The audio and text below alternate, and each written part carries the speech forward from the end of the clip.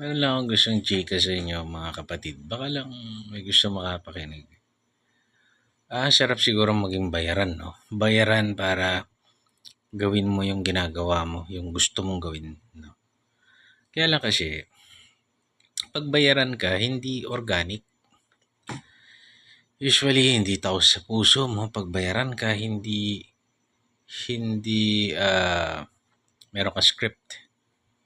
Hindi ka makagawa ng Hindi ka makapagsabi-sabi ng walang script, wala kang binabasa, wala kang gano'n ang bayaran, na vlogger.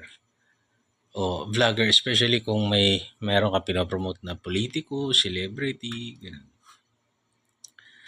Pero masarap sana kasi 'yun ang concept ng Pinklawan, May nakita ako, "I support you," sabi niya, kung bayaran ka na DDS. 'Di nila matanggap na organic yung DDS. Sa social media kasi kahit papaano yung taong bayan noong 2016, sinulong nila si Duterte. Sinulong namin pala. Libre, wala namang bayad-bayad. Tapos nauso na yung bayad, marami nang kumikita dyan. Okay lang naman, kaya lang nakakaurat din minsan yung mga pinagsasasabi ng mga bayaran. Nonsense, scripted, paulit-ulit na paninira, di ba? Pero halatang kulang na siya IQ. Hindi naman sinasabing pero kulang na kung ano-anong kasiraan, lalo na ng mga Duterte. No? Ang hindi naiintindihan ng mga kakamping, huwag na yung mga vlogger ni Bangag kasi talagang pera-pera lang yan kasi marami namang may utak na lumipat sa kabila para mabayaran tapos hindi nila ma-justify kahit anong skills, kahit anong script.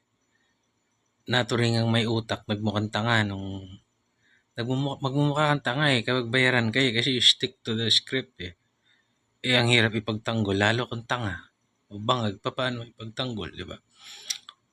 Pero yung mga Pinklawan, na-observe ko sa kanila, para silang maliit na fraternity, nag-enjoy sa clout yung mga umuusbong na mga tagapagtanggol nila. Them not knowing na majority ng mga may utak o may estado na kakamping, tuwan-tuwa sa kanila dahil ang tingin sa kanila tanga. Napapaikot natin to. Mga tanga to.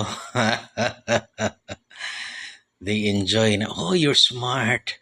You educate them. Di mo alam yung mismo kasama mo, ang tingin sa'yo tanga. Kasi tuta ka lang nila, paikot-ikot lang.